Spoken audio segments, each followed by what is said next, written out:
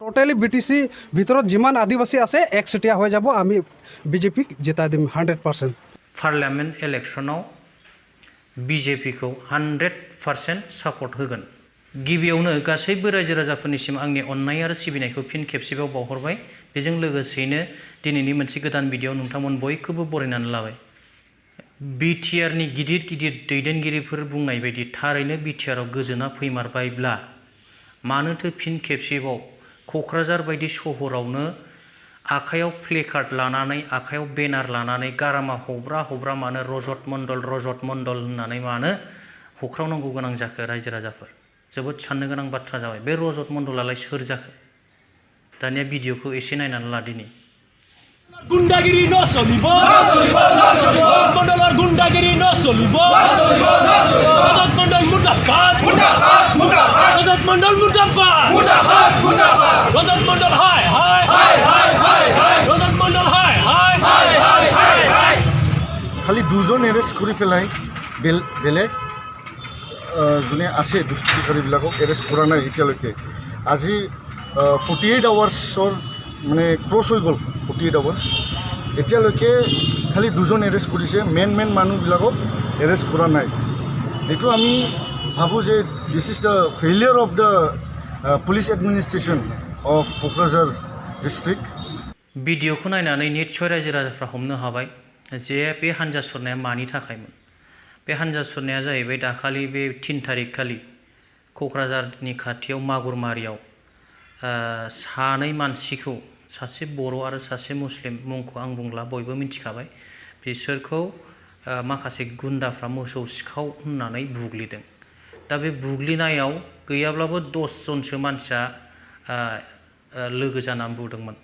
दा बिनि गेजेराव आसल नायकआ जाहैबाय रजत मण्डल आरो बे रजत मण्डला जाहैबाय सोरनिबा अरुप कुमार दे ना मानि बिनि आंगोथारनो।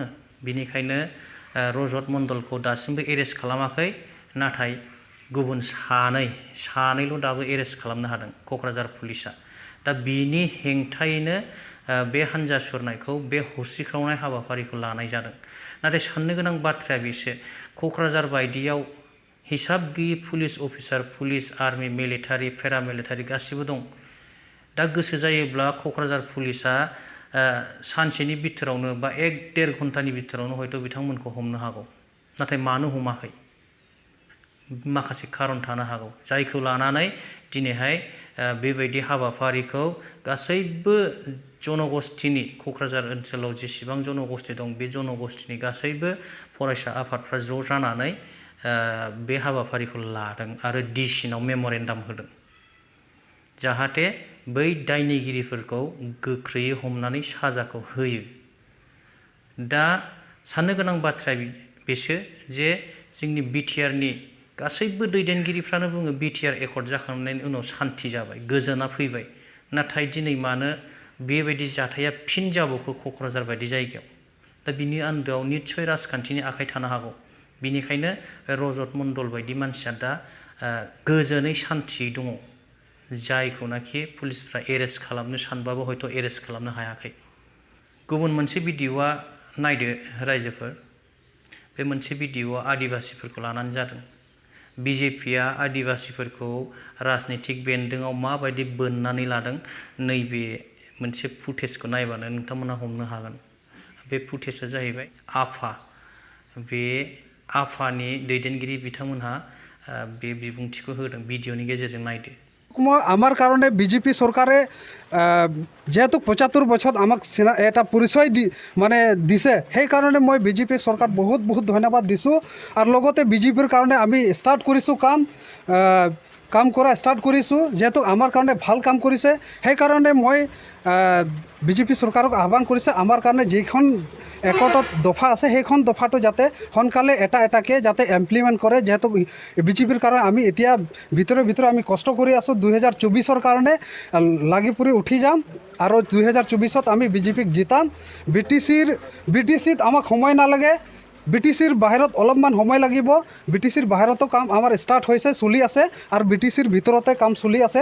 গ্ৰাছত পাব্লিকৰ লগত আলোচনা চলি আছে, কাৰণ 2024-ৰ কাৰণে আমাৰ যিহেতু ইমান ডাঙৰ বিজেপি চৰকাৰে কাম কৰি দিছে সেইকাৰণে আমিও উঠি পৰি লাগি পেলাই বিজেপি চৰকাৰ একবাৰ জিতাম BTC হওক আৰু নন BTC হওক আমি উঠি পৰি লাগি পেলাই জিতাম 5টামান পইণ্ট আছে মই ইলেকশ্যন আগে আগে মই ঘোষণা কৰি দিম এইটো 5টা পইণ্ট যদি মই ঘোষণা কৰি দিম টোটেলি BTC ভিতৰত যিমান আদিবাসী আছে একচেটিয়া হৈ যাব আমি বিজেপিক জিতাই দিম 100%।